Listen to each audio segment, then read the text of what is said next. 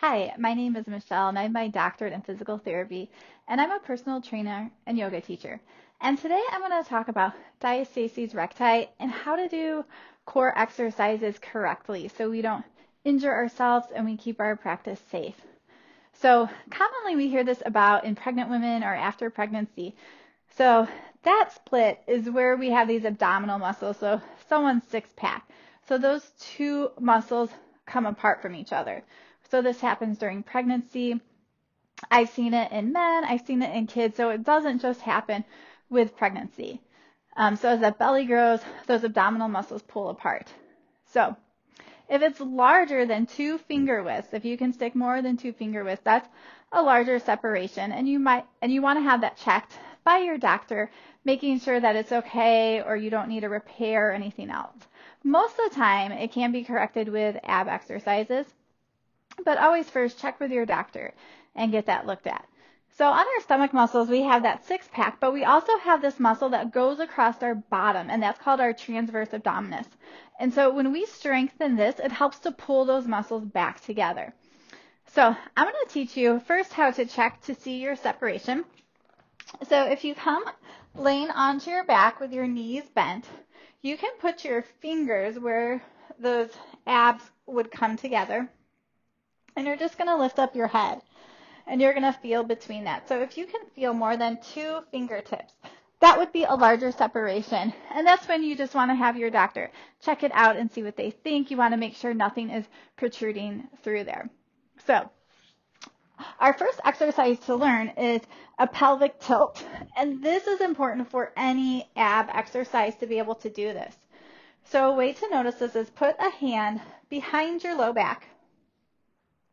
And then go ahead and push your stomach muscles down into that. So I'm going to contract. I'm smashing my hand that's behind my back and release. So you'll notice that that's going to contract that lower abdominal. So go ahead and contract it again. Smash that hand. So feel your stomach. You can feel the lower, and that will contract your upper abdominals too. You want to make sure that your glutes aren't squeezing. So you want to touch down there and make sure the work is coming just from your stomach muscles. So this is the first exercise you want to do. You can start by contracting, hold for a couple seconds, and release. So you can do that and just work your way up. So maybe you want to start with 5 or 10 of those and just build your way up. And then after that, you want to be able to hold that. So contracting that and holding that stomach muscle, but keep breathing for 5 or 10 seconds and work your way up.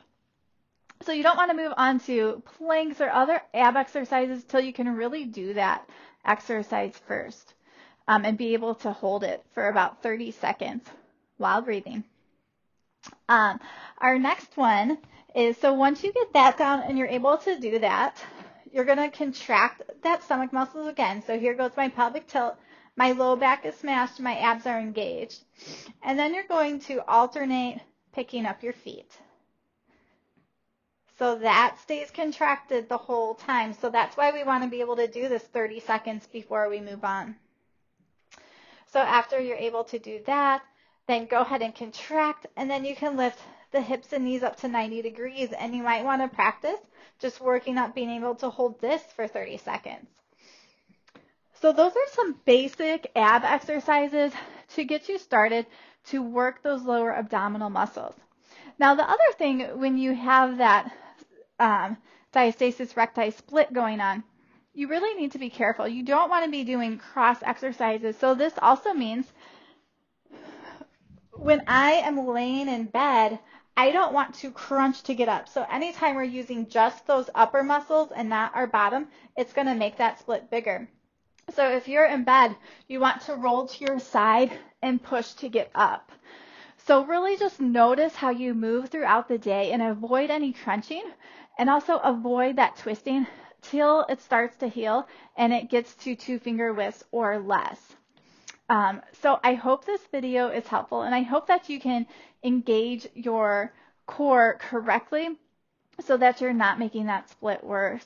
So in all my classes, I don't ever do crunches. After my 4th child, I did strictly stuff that just works my lower abdominals, and it will work your upper too, but I don't do any crunches because because I don't need it, and my core is probably as strong as it's ever been. So really be careful as you're working out what exercises you are doing. If you have any questions, just send me a message and let me know. Thanks.